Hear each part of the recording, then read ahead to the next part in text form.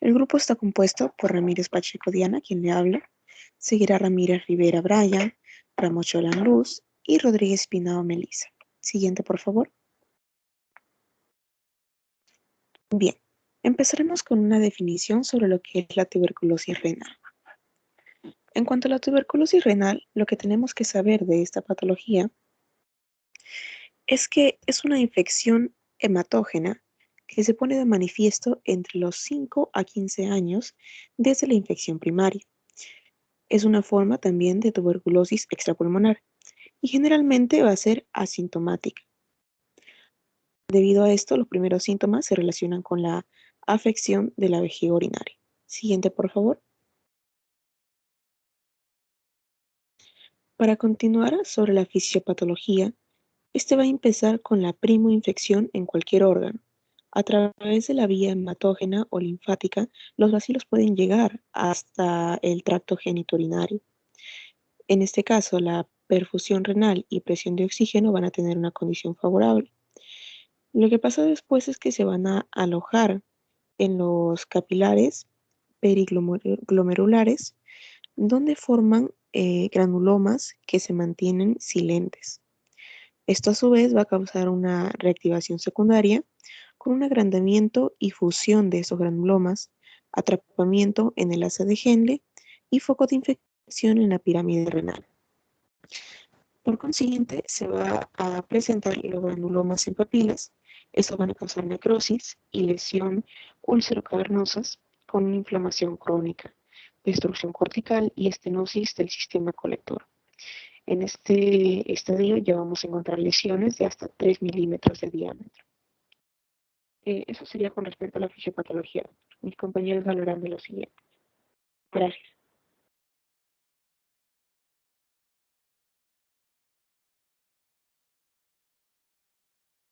Doctor, buenos días. Buenos días.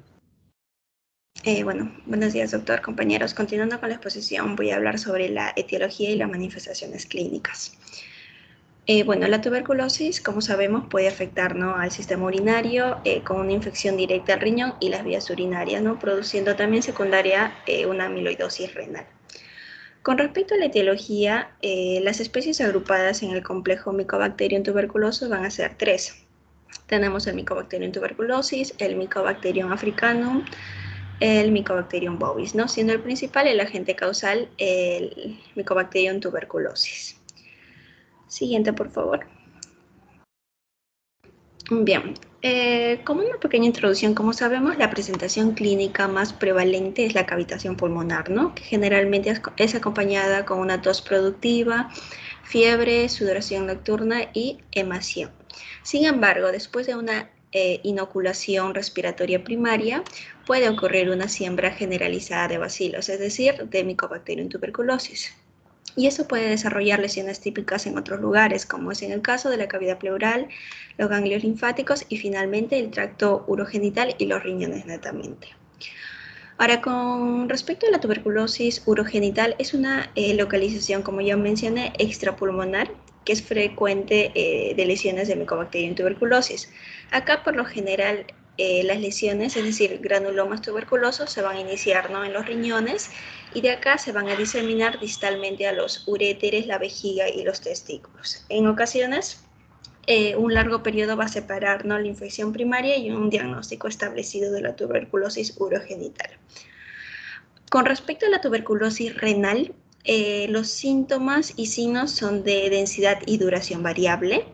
En el caso de la enfermedad renal granulomatosa temprana puede presentarse, ¿no?, con proteinuria, piuria y pérdida de la función renal. Además de ello, dolor suprapúbico. En algunos casos se puede encontrar una hematuria aislada, que es otra posible manifestación de la tuberculosis renal, ¿no?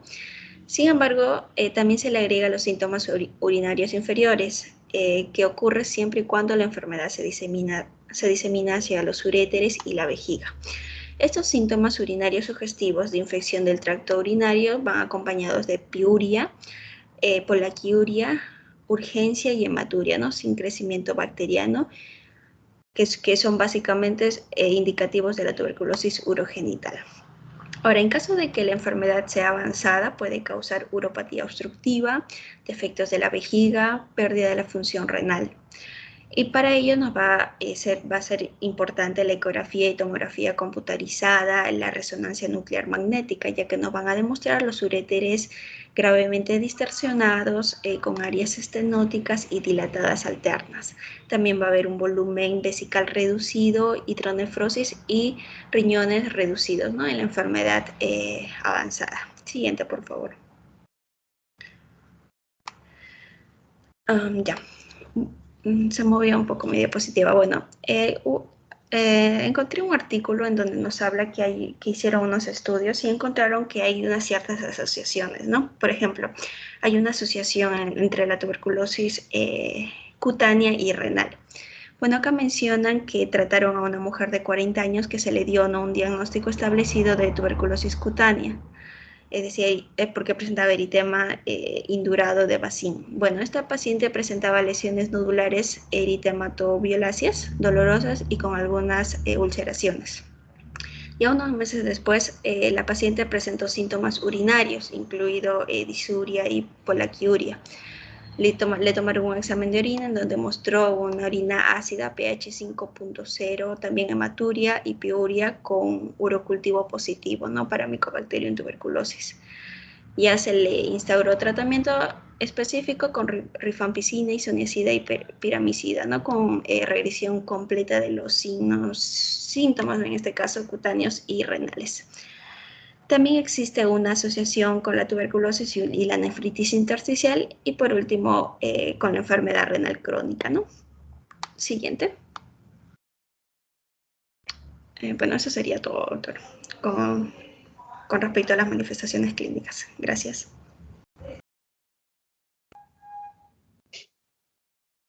Luz Mariel. Sí, doctor Luz Mariel. ¿Después de cuántos años se presenta la tuberculosis renal? ¿O después de qué tiempo? Se podría de 15 a 20 años, doctor. Ya. ¿Quién hizo fisiopatología? Mi compañera Diana, anterior. Ya. La que ¿Por inició. qué es eso? ¿Por qué se da eso? Esa manifestación clínica, ¿cómo la explicas? Bueno, debido a que se requieren entre 5 a 15 años después de la primera infección para que pueda extenderse de forma hematógena hasta las vías genitourinarias. ¿Esa es una regla matemática? ¿O de qué depende? Mm,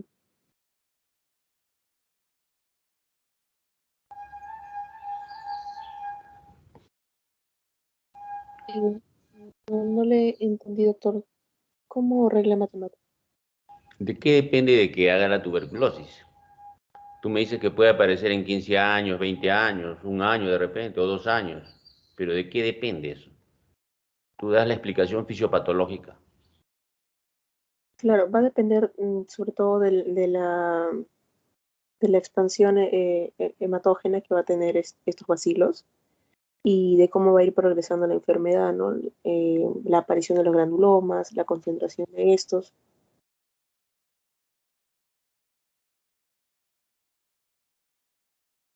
La manifestación clínica va a depender de la diseminación. De todas maneras hay diseminación, ¿no? Sí, doctor. Ya. Entonces, ¿en qué momento hace tuberculosis renal? ¿En qué momento puedes hacer tuberculosis pulmonar? Todos estamos ahorita contaminados con tuberculosis. Con seguridad, si hacen su prueba de tuberculina, todos van a salir positivos, en menor o mayor grado. Entonces, ¿de qué depende de que haya manifestación clínica?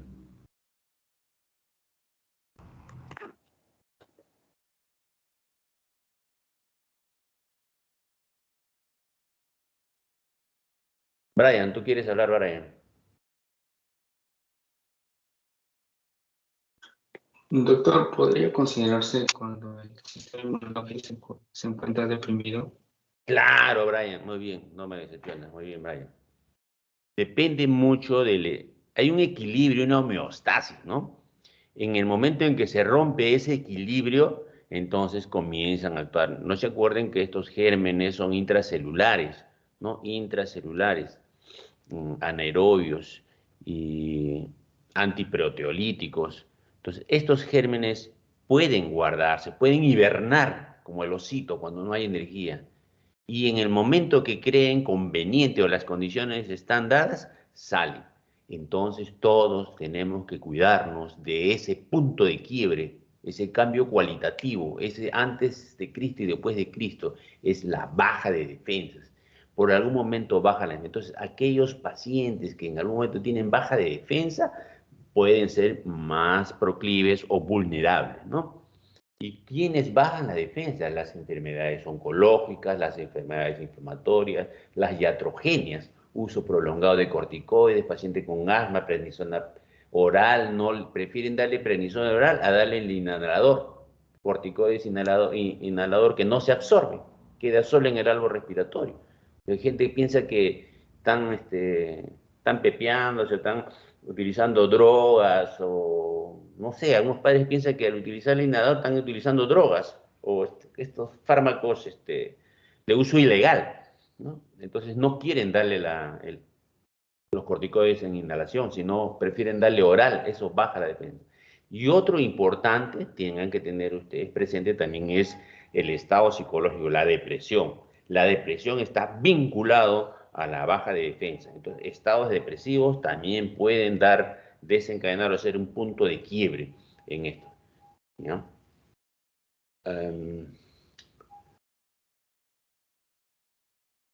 Bueno, continúa. Me parece que lo están haciendo, es la última rotación deben ustedes ser capos, deben dar una explicación lógica. Es una exposición muy apurada, como queriendo salir del paso. Todo lo estoy viendo bien. Adelante, sigue siguiente. Ya, doctor. Yo voy a hablar un poco sobre el diagnóstico de lo que es la tuberculosis renal. En este caso, bueno, cuando nosotros debemos de sospechar de una paciente que desarrolla tuberculosis renal. En este caso, por ejemplo, pacientes con sospecha clínica, ¿no? Eh, frecuencia urinaria, disuria, hematuria y piuria estéril, ¿no? A lo que nosotros nos referimos como la tríada de Colombino, que compromete lo que es orina ácida, piuria y una orina séptica, ¿no? Es decir, que no se encuentra bacterias en la muestra de orina. Brian, ¿puedes repetir esa triada de Colombino? Porque siempre preguntan en exámenes. Ya, doctor. Cuando nosotros debemos sospechar una paciente con tuberculosis renal, a través de la triada de Colombino, ¿no? Cuando nosotros encontramos una orina que sea de tipo ácida, que contenga piuria y en este caso no se le encuentran gérmenes, ¿no? Es decir, una orina séptica.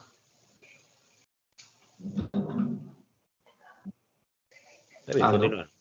Continúa. Ya. Ahora, ¿qué otras características, por ejemplo, nos orientaría a una sospecha del diagnóstico de la enfermedad? Igualmente, ¿no? Antecedentes de infección o enfermedad previa a tuberculosis, antecedentes de exposición, contacto directo con personas con tuberculosis diagnosticada o que se encuentren en lugares con tuberculosis endémica. También, por ejemplo, se puede hacer sospecha en pacientes con hallazgos clínicos radiográficos que sugieran un compromiso pulmonar, ¿no? Es decir, que se realiza alguna placa y se encuentren hallazgos radiográficos de tuberculosis. ¿Cuáles van a ser las herramientas que nosotros vamos a poder utilizar para hacer el diagnóstico de la enfermedad? Estudios de orina, como ya lo mencioné, para poder orientarnos hacia una sospecha de tuberculosis. También imágenes radiográficas, prueba cutánea de tuberculina, ensayo de vibración de interferón gamma e histopatología, ¿no? En algunas circunstancias. Siguiente, por favor.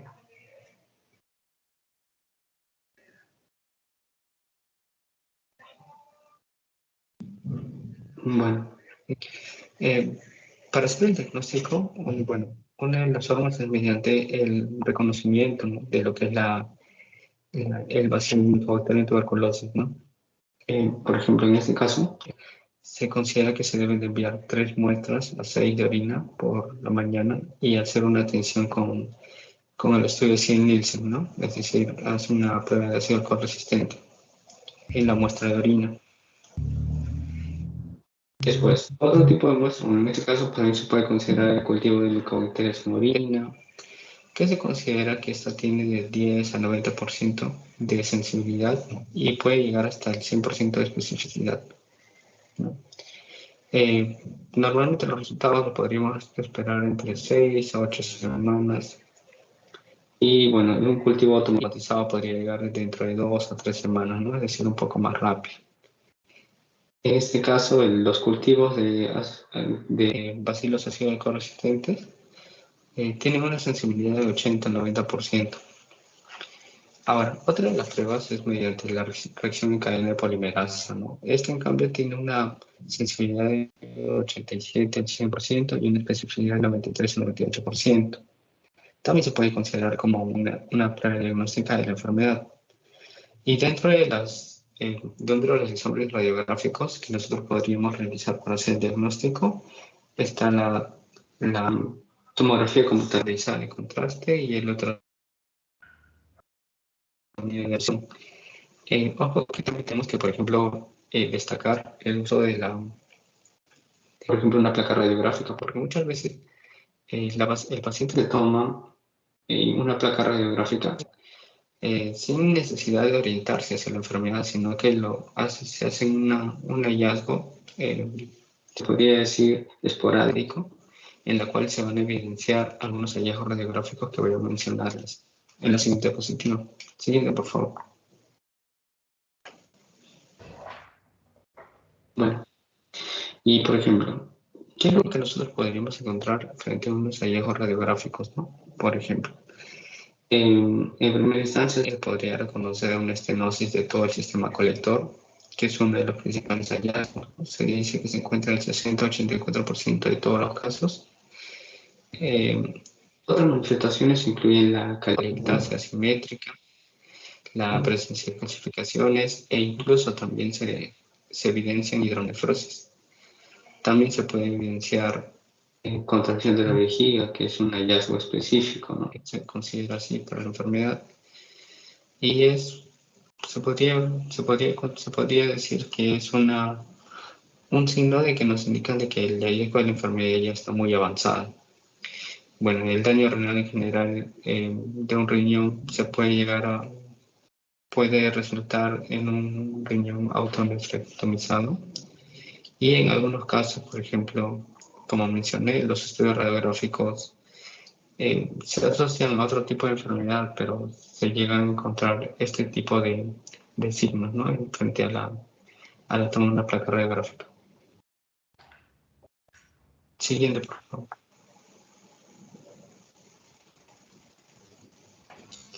Bueno, en general, un paciente con sospecha de tuberculosis y por ejemplo, que se encuentre hallazgos radiográficos sugestivos, como los mencioné anteriormente, y presenten estudios de orina negativos, justifican en general un procedimiento invasivo, ¿no?, en el cual va a ser la aspiración por aguja fina, que también se podría considerar, ¿no?, como un método diagnóstico para la toma de una biopsia renal o biopsia de vejiga. Estas muestras se podrían indicar para un cultivo de micobacterias y examen histopatológico, que están dentro también del proceso diagnóstico. Bueno, la selección del sitio, ¿no?, va a depender mucho de las características clínicas y los hallazgos radiográficos que nosotros encontremos.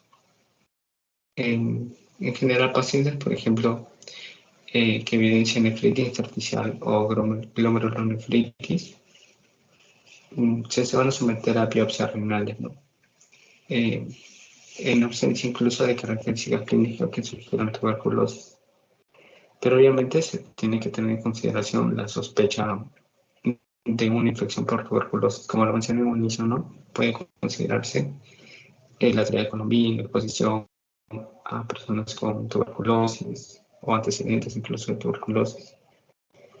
Bueno, también como mencioné, también una de las pruebas que nos podrían hacer sospechar que el paciente haya tenido una exposición a tuberculosis es la prueba cutánea de tuberculina, ¿no? Y el ensayo de liberación de interferón gamma, que es el LIGRA, ¿no? En general, estas pruebas se hacen como diagnóstico de infección de tuberculosis.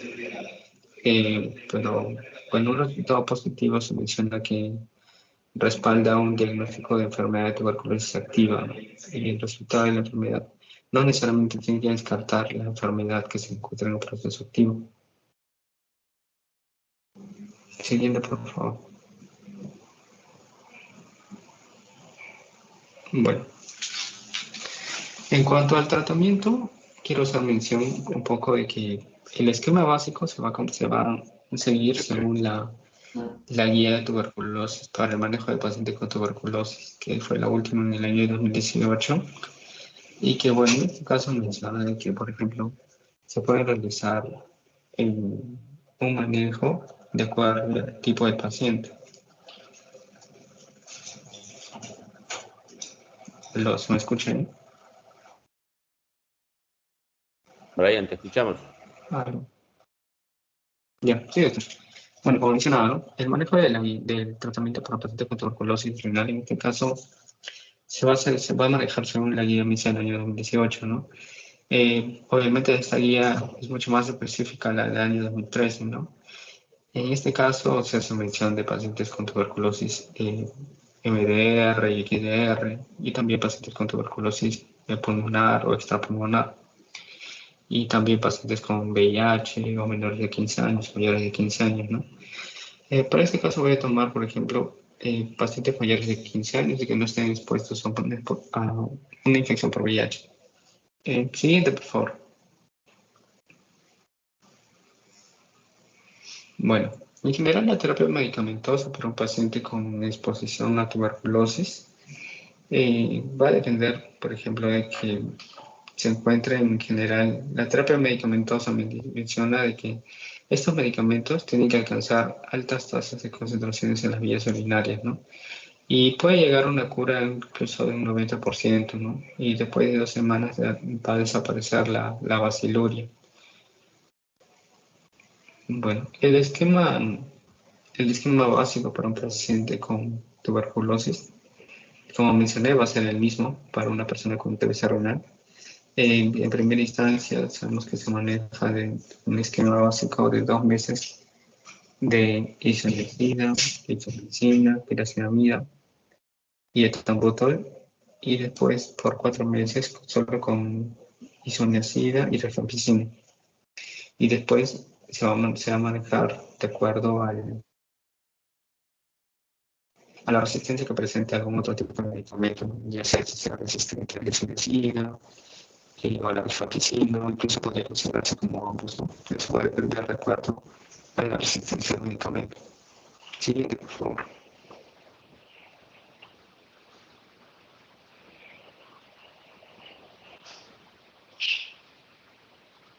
Aló.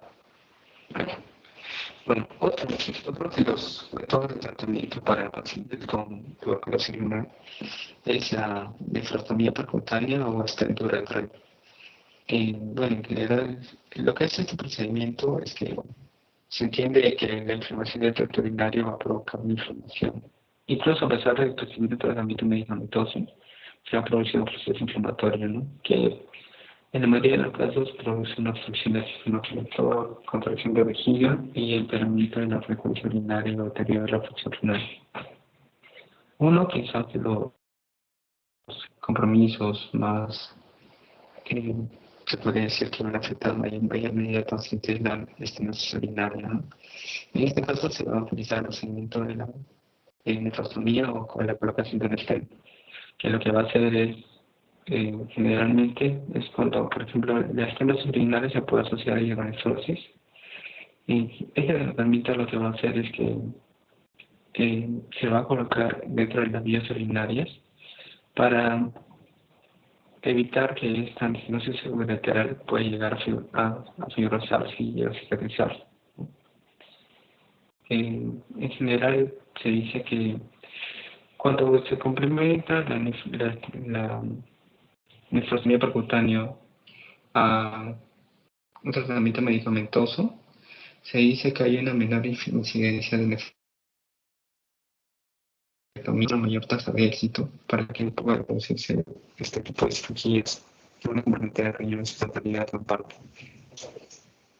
Y bueno, se dice que la estenosis urinaria se presenta en pacientes que, por ejemplo, ya tengan de 6 a 12 meses de exposición al procedimiento. Siguiente, por favor.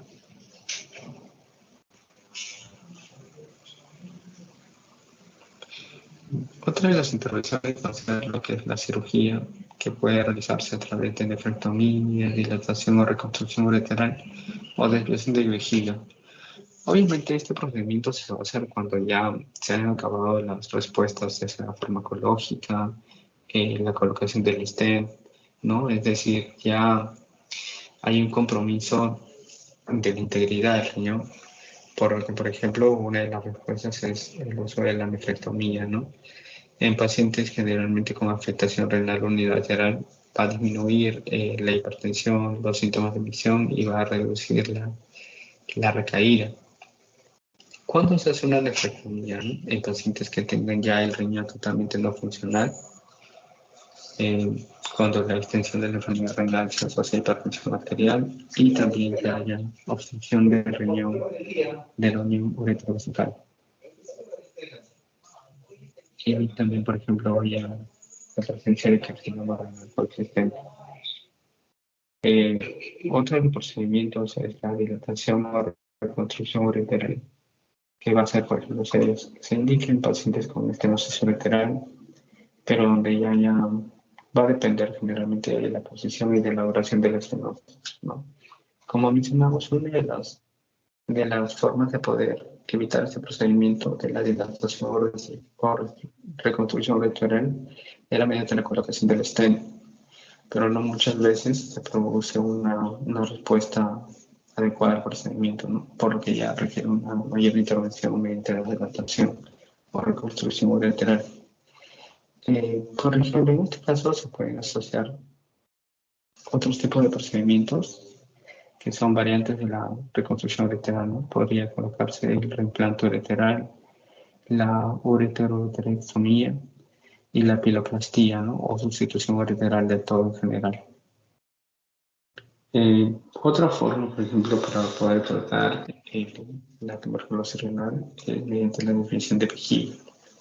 En este caso se podría considerar que es una reconstrucción de la vejiga en general, en la cual ya la vejiga se encuentra contraída y, por ejemplo, se dice que se justifica cuando hay un incremento de vejiga o la creación de una vejiga ortópica, ¿no? Para crear un reservorio de baja presión y alta capacidad. Bueno, en este caso lo que hacen, por ejemplo, se utiliza el hilio como parte de elaboración de una nueva vejiga. ¿Por qué? Porque el hilio se dice que puede presentar ciertas características similares en la vejiga, ¿no? Que puedan responder de manera adecuada cuando se produzca una reconstrucción de esta vejiga. Y bueno, eso sería todo de mi parte, creo que sí, mi compañero. Esta parte la van a repasar en el servicio cuando hagan la rotación de urología. Usualmente, Brian, los pacientes que tienen antecedentes de tuberculosis, entonces en nuestra mente estará, yo hago un símil, ya les digo, en mi vida diaria, cuando yo veo un dolor un abdomen agudo, lo primero que pienso es en apendicitis aguda, aunque sea una diarrea, siempre pienso que es una apendicitis aguda.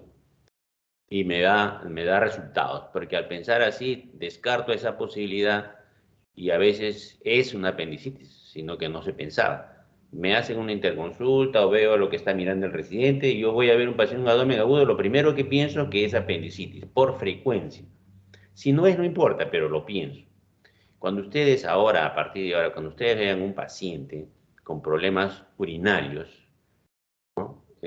Sobre todo aquellos que han tenido tuberculosis renal, aquellos que tienen algún factor de riesgo, piensen siempre en tuberculosis renal, porque hay un periodo asintomático, hay un periodo de más 10 a 15 años, incluso de enfermedad asintomática. ¿No lo han visto, no lo han presentado ustedes? Un periodo de enfermedad asintomática, que está ahí el germen haciendo daño. Entonces hay que pensar en esa posibilidad. Si es asintomático, no vamos a esperar lo que dice el doctor Taipe, que tiene que tener clínica, ¿no? ¿Qué clínica tiene para hacer hipótesis explicativas? No la tiene. No, es asintomático. Entonces solamente en el antecedente de haber tenido tuberculosis pulmonar ya nos está orientando un poquito. Siempre para la oreja. Si tiene tuberculosis pulmonar después de años, oye, tiene infecciones urinarias repetidas, tiene triada de Colombino y tiene cultivos negativos, entonces sospecho en tuberculosis. Entonces Brian en la clínica diaria dice, paciente que tiene infecciones, tiene molestias urinarias con urocultivos negativos persistentemente. ¿Por qué se da eso, Brian? ¿Qué pasó?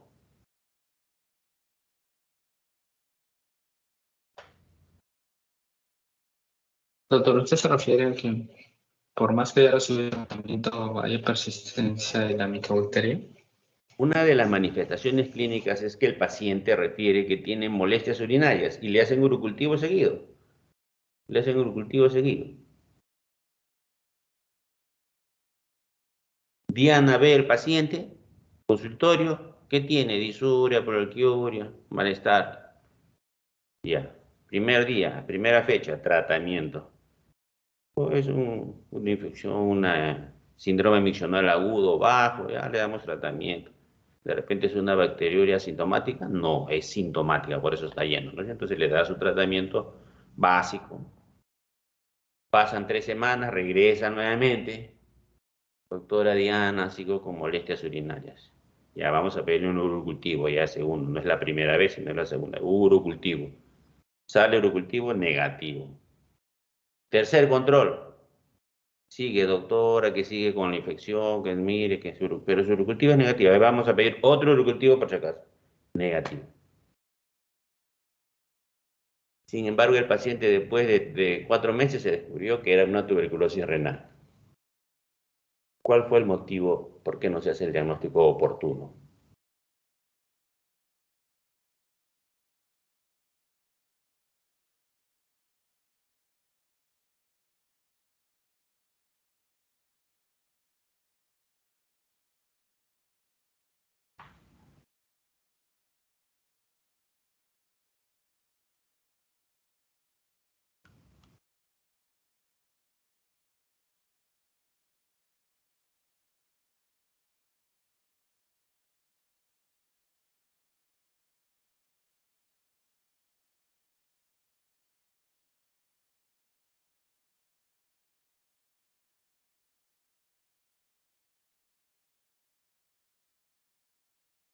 Luz Mariel.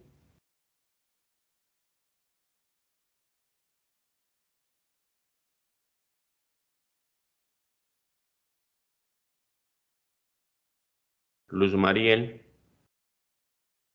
Sí, doctor. Entonces has puesto diagnóstico, ¿no? No, doctor. Manifestaciones clínicas y la etiología. Doctor, ese fui yo. Estaba Doctor, preguntando. pero es que también va a depender. Dime. Lo que pasa es que el cultivo también tiene cierta tasa de sensibilidad y especificidad que no necesariamente llega al 100%. Claro.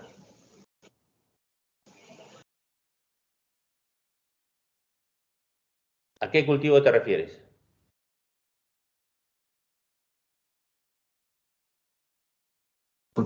Usted mencionó el cultivo de orina, por ejemplo. Claro. ¿En qué medio, Brian? Ese es el punto de quiebre. Medio así. Porque tú le pides y el laboratorista, el tecnólogo, no sé si habrá algún tecnólogo acá, pero el tecnólogo cumple lo que tú le dices. Él no tiene necesidad de saber qué paciente tiene infecciones urinarias repetidas. No, tú le dices, oye, hazme el cultivo y él lo procesa el cultivo. Y todos los días hacen cultivos. Y les digo que los cultivos a las 24 horas ya te puede decir, oye, va a salir positivo por si acaso. No te dice el germen, pero a las 24 horas ya te está diciendo que va a salir positivo. Y aproximadamente un 40% de las muestras van a salir negativas, te dice. Te puede decir. Entonces, como medida de gestión, tú puedes implementar en tu posta o en el hospital donde estés, dices, oye, ¿sabes qué? Al tecnólogo, todos los urocultivos, me informas dentro del plazo de las 24 horas todos aquellos que van a salir negativos, porque con eso ya puedo tomar decisión o cambiar opciones terapéuticas o cambiar diagnósticos, porque dentro de 24 horas ya me pueden informar cuál va a salir negativo y el resto que va a salir positivo sigue su plazo de los 3 días. En 3 días ya tienes el resultado de los urocultivos. Entonces, Brian, ¿esto lo puedo hacer en tuberculosis?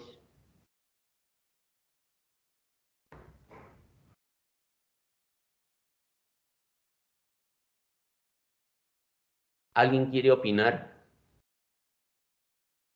Yo creo que Rodríguez, tú que vas a presentar el caso clínico. Elisa. Sí, doctor.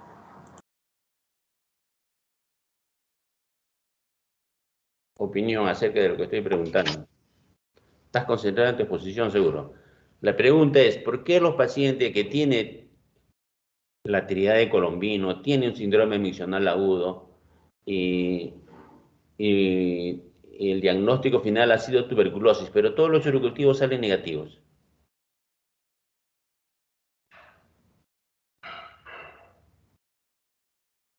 Tiene que ver con el medio. Brian habló de cis-Nissen, pero también es el medio. Hay un medio de cultivo. ¿Cómo se llama ese medio? Ustedes no lo van a hacer, sino tienen que saber, ¿no? Medio de crecimiento de Lowenstein. Lowenstein-Jensen. No le hacen en eso, pero si tú le dices al tecnólogo, oye, quiero que le hagas para descartar tuberculosis, así nomás ya te va a hacer el medio de Lowenstein. Por sospecha de tuberculosis. Entonces, en el pedido de urocultivo, varón de 50 años, antecedente de tuberculosis, tireoide de Colombino, descartar TB renal. Entonces, él ya no lo va a hacer en un cultivo que hace común para todos, va a hacer en este medio.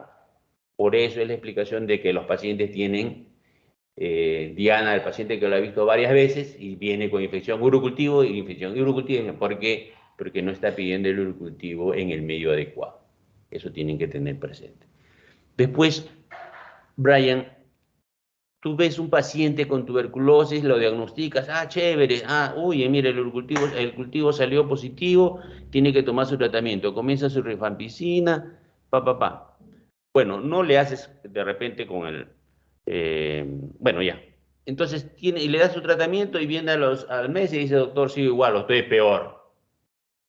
¿Qué piensa Brian? Le da su tratamiento médico y está peor, dice el paciente.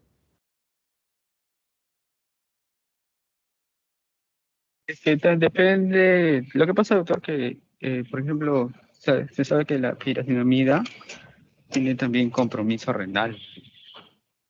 O sea, expone también al paciente a que desarrolle más uricemia. Catabolismo te refieres, ¿no? Ya. Hay Exacto. fármacos que en su metabolismo utilizan al hígado, que son la mayoría, ¿no? Pero en este caso es renal. Sí, está bien, perfecto, está muy bien eso. Pero hay otro criterio más. Tenemos que tener en cuenta nuestros pacientes, sobre todo con tuberculosis pulmonar, no se olviden, y ahí la traslapan para el renal. Los pacientes tienen diagnóstico, viene una placa infiltrado en ápice derecho o ápice izquierdo, y oye, uy, qué pena, es estudiante de medicina, uy, qué pena, es médico asistente, está con su tuberculosis, ahí tiene su clavado un infiltrado en ápice derecho, ¿no? O sea que la tuberculosis no solamente es de clase de gente que no tiene dinero, también de gente que tiene muchos recursos, porque lo que importa es el contacto. El contacto. Puedes tener dinero bastante, pero tu enamorada que está haciendo dieta estricta se contagia de tuberculosis, te contagió.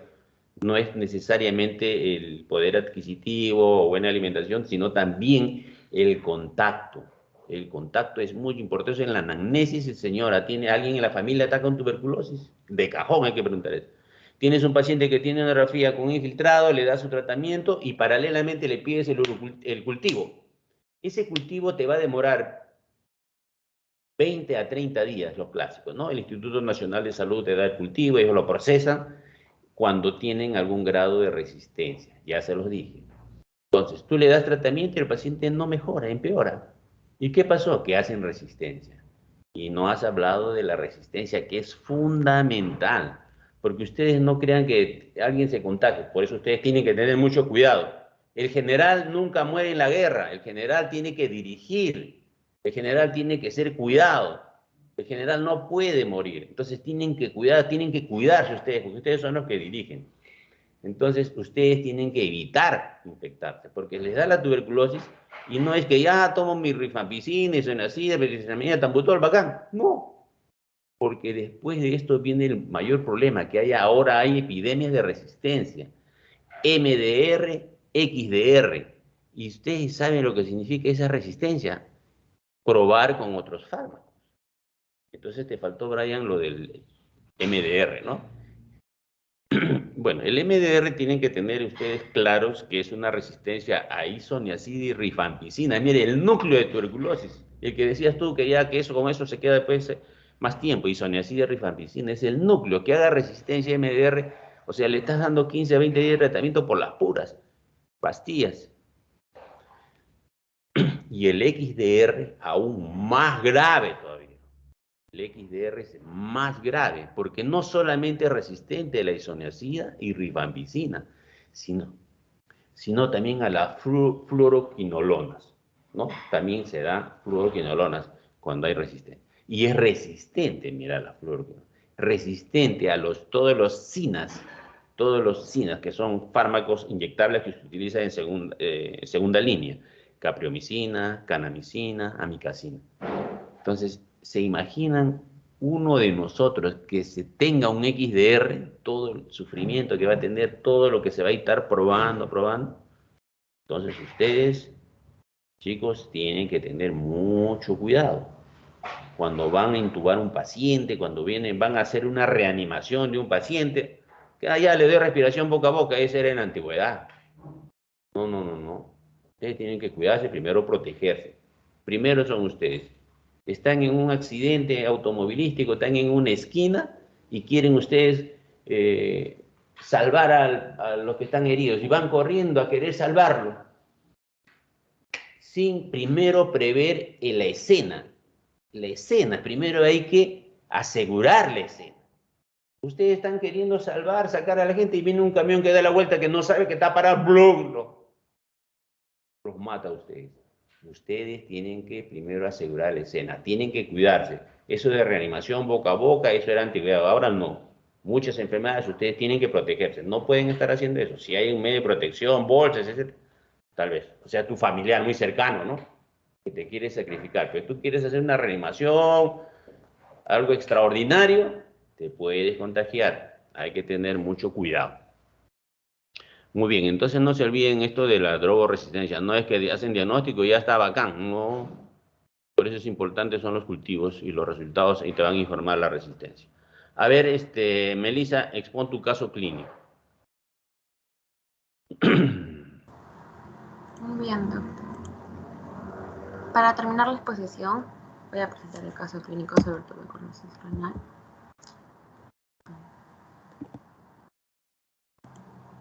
Es una paciente femenina de 30 años de edad, de nivel socioeconómico medio, quien negó convivencia con un enfermo con tuberculosis. Previamente sana, inició su padecimiento con malestar general, tos seca, disnea, disminución del peso no cuantificada de 30 días de evolución. Ingresó al hospital por exacerbación del cuadro clínico, al que se le va a añadir artralgia, escalofrío, fiebre de 39.5 grados. A la exploración física va a resaltar la diaforesis y la palidez.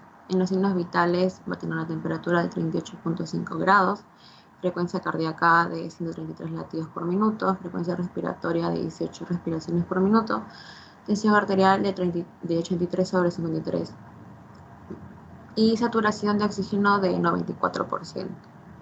no se van a reunir los criterios para el diagnóstico de síndrome pleuropulmonar, y además en la exploración del abdomen se va a identificar una masa palpable en el abdomen derecho que se va a extender al hipocondrio hasta la cresta ilíaca ipsilateral. En los exámenes de laboratorio... No pases esa lámina, no pases esa lámina, porque aquí es donde ustedes tienen que pensar. ¿Y tú qué estás pensando aquí? ¿Cuál es tu diagnóstico aquí? Porque aquí está todo. O sea, Sí. no el diagnóstico final, sino hipótesis, que expliquen el caso. Sí, sería para descartar una tuberculosis. ¿Por qué motivo? Pues tiene disminución de peso, malestar general. Primero el antecedente. Y bueno, como antecedente, pero acá dice que negó convivencia con un enfermo en este caso. Ya, ya, está bien. ¿Qué más? Me va a aparecer malestar general, tos seca, disminución de peso no cuantificada. Hay un término que utilizamos bastante, es sintomático respiratorio. Aquel paciente que tiene más de 15 días, oye, piensa que es tuberculosis, ¿no? Paciente que tiene más de 15 días de tos, piensa que es tuberculosis. Bueno, este paciente dice malestar general, tos seca, disminución, 30 días de evolución. Y luego va al hospital, al traje que lo fiebre 39,5. No es la característica de la tuberculosis dar temperaturas tan altas, a no ser que sea complicado este paciente. Y les digo para que ustedes tengan experiencia y siempre esto lo apliquen, cuando ustedes tengan pacientes que hacen fiebres en pico alto, ese es un absceso. Hay pus, hay líquido por sacar en algún lado del cuerpo. En la pleura, en el órgano, por ejemplo, en poliquistosis. Tú tienes fiebre alta, 39, 40, oye, unos quistes sea complicado, debe tener absceso, ¿no? Otra causa de absceso, una vez vi un paciente que ingresa, shock trauma, ingresa a UCI, y está con fiebre alta y no encontraron el foco. El único que había en la pierna era un futbolista.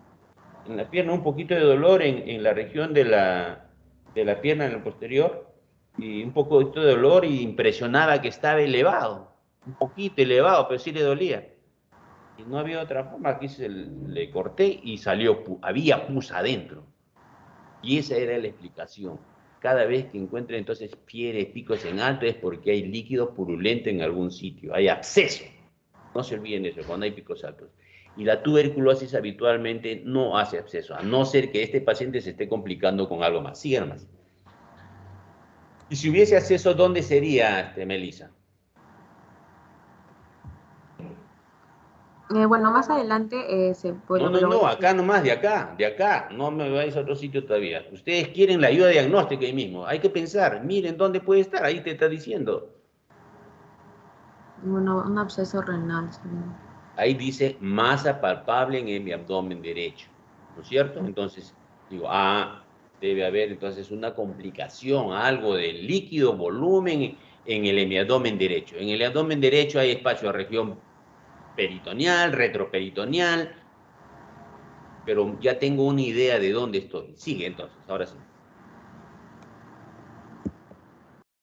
Bien, también se le hicieron exámenes de laboratorio, donde la hemoglobina va a ser disminuida con 0,3 gramos por decilitros, hematocrito también disminuido con 19,2%, en las plaquetas de 11.000 también disminuidas, leucocitos 47.000 también normales, neutrófilos de 42.800, linfocitos 19.000 están aumentados, monocitos 400 miligramos por decilitro, nitrógeno ureico de 28,3 miligramos por decilitro va a estar aumentado, la creatinina de 2,31 miligramos por decilitro también aumentado, el hierro sérico de 23 microgramos, fijación de hierro de 225 microgramos, saturación de transferrina de 10% normal, procalcitonina también normal de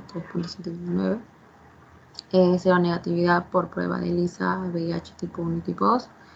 El examen general de orina va a ser la glucosa negativa, índice de cetonas, hemoglobina 3 cruces, proteínas de 3 cruces, esterasas leucocitarias de 3 cruces, leucocitos mayor o igual a 31 por campo, eritrocitos lisados de 1 a 3 por campo y bacterias en abundante cantidad y cilindros ausentes. Ahí, Melissa, estás viendo que tiene una anemia severa, ¿no? Ujú. Sí, va a estar bien disminuido. ¿Y cuál es la explicación por qué tiene anemia severa?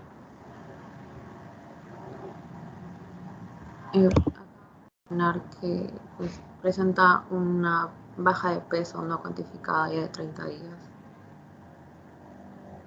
Ya. Debe ser nutricional, ¿no? Porque su saturación, su hierro sérico está disminuido. Le falta fierro, porque así como estás, yo pensaría una visitopenia. Tienes las plaquetas bajas también. Oye, ¿no será una enfermedad hematológica? ¿No? Ahora, pero el cuadro clínico no va con una enfermedad hematológica, aparentemente, ¿no? Entonces, yo pediría que me repitan esa plaqueta, no se han equivocado, ¿qué tiene que ver la plaqueta? ¿Por qué tendría que tener la plaqueta baja? Habría que repetirla, a veces hay errores también. Nosotros tenemos que interpretar si va o no va con el cuadro. Aún todavía estamos empezando. Y la cuenta leucocitaria de 47, ¿por qué te decía eso? Porque tiene muchos glóbulos blancos, o sea, es una reacción leucemoide. O sea, como que los leucocitos están reemplazando a las otras series, a las otras dos series, y solamente hay glóbulos blancos. O es parte de un cuadro séptico severo. Entonces, eso hay que tenerle en mente. Pero ya hierro sérico me está diciendo, oye, falta hierro, no es que lo están reemplazando, que estén desplazando a los glóbulos rojos, sino que falta hierro. ¿Y qué otra cosa más tienes para interpretar ahí, Melissa? Bueno, los leucocitos. El examen de orina también está aumentado. No, la función renal. La creatinina, que va a ser aumentada.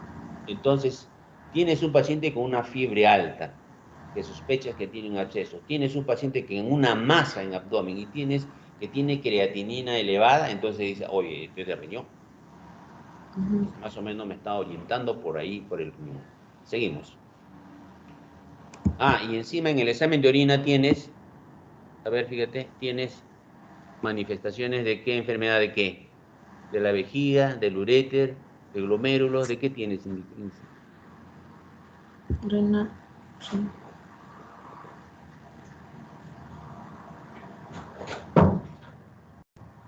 Tica. Este examen de orina, ¿a dónde te orienta más o menos? ¿Qué estructura está fallada? ¿Qué parte del riñón?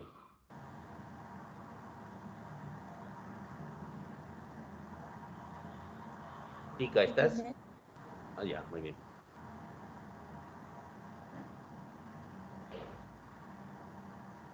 La presencia de proteínas te dice que puede estar comprometido, ¿qué parte? El glomérulo. Fuerte, no te escucho. El glomérulo. Ahora sí te escuchas. No me grites tanto tampoco. Glomerular, ¿no? Entonces hay afección glomerular. Entonces este es de arriba del riñón. Ya, continúa.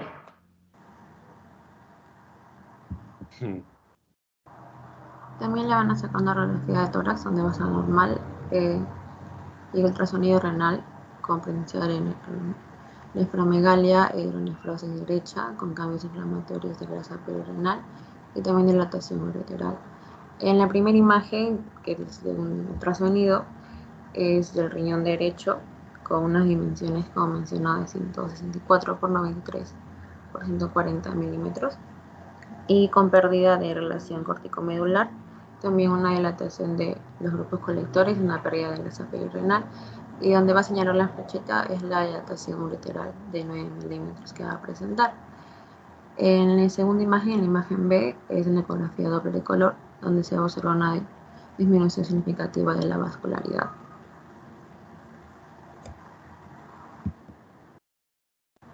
En el examen de tomografía que se le va a realizar tórax abdominal, se va a observar una dilatación de los sistemas colectores del riñón derecho y también una disminución de la dilatación corticomedular y también de la pérdida de densidad grasa perirenal. Va a ser sugerente a una pielonefritis y hidronefrosis de grado 5. Y en el riñón izquierdo las características van a ser normales. Y también el parénquima pulmonar y los espacios pleurales y mediastínicos sin alteraciones. En la flecha se va a poder observar una nefromegalia derecha con una pérdida de la relación corticomedular. También se le va a realizar una gammagrafía, donde se va a mostrar una perfusión asincrónica y asimétrica, donde francamente va a estar disminuida en el riñón derecho con una deficiente perfusión, y la tasa de filtración glomerular va a estar disminuida más en el derecho. En el derecho, de 4,6 milímetros por minuto, a diferencia del riñón izquierdo con 20,4 milímetros por minuto.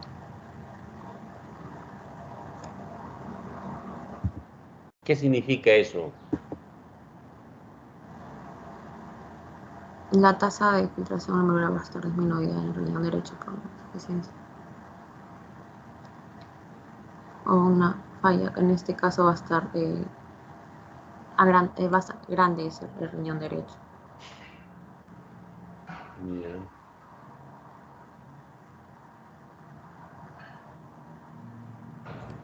Yeah.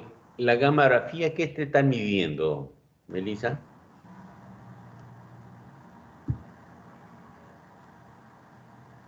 La gammagrafía en general es un estudio funcional, ¿no? No es anatómico, ¿ya? A diferencia de la tomografía, tengan esto presente.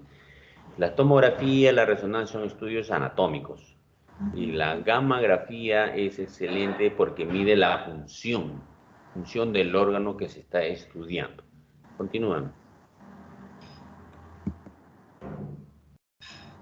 Y por el cuadro clínico y los estudios de laboratorio van a llevar a un diagnóstico de absceso renal, donde se va a iniciar el tratamiento con meropenem y ciprofloxacin.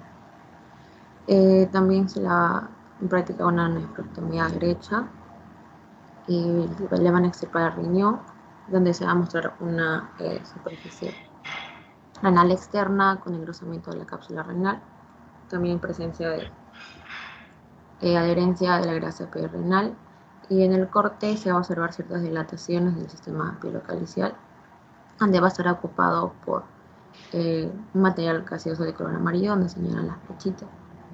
Sin litos, con pelvicidad totalmente inmersa en fibrosis, también una pared infiltrada por tejido fino purulento y sin identificarse la corteza renal visible. ¿Por qué deciden retirarle el riñón? No tenía diagnóstico, ¿no? Pensaban que era un absceso renal. Uh-huh.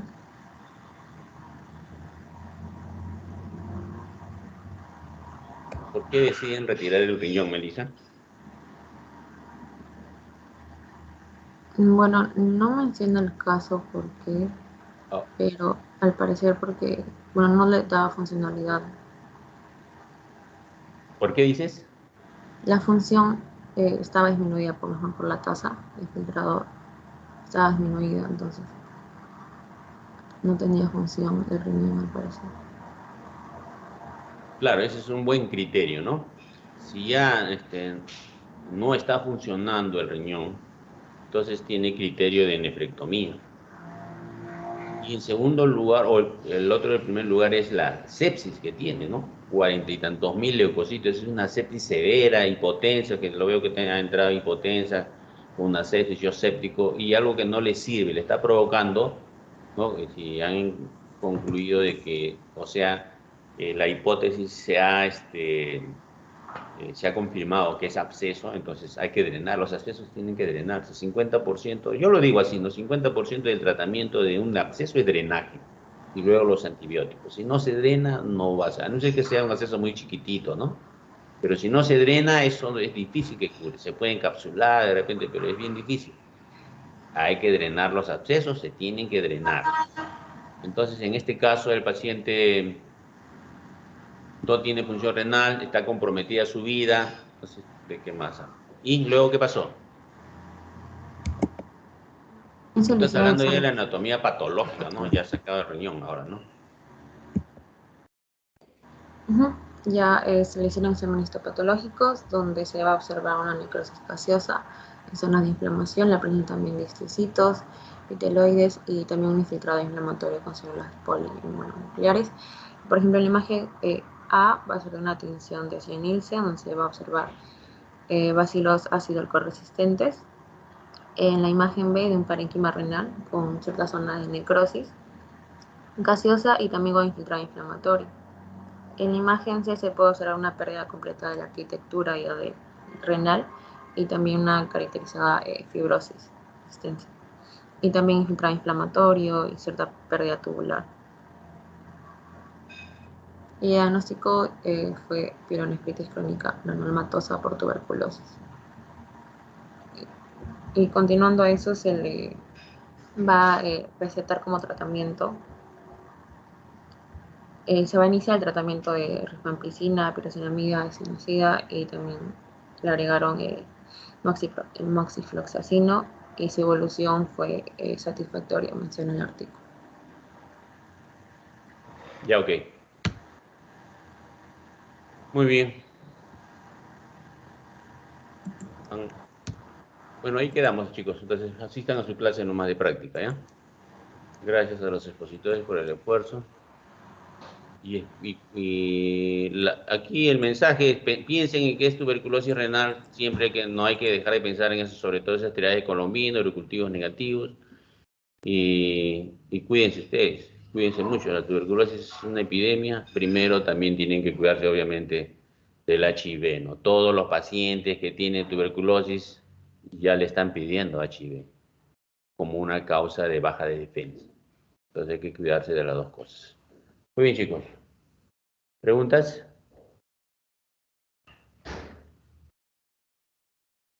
Ok. Entonces, buenos días. Con mi grupo, 8:30, por favor, nos reunimos a tomar un cafecito.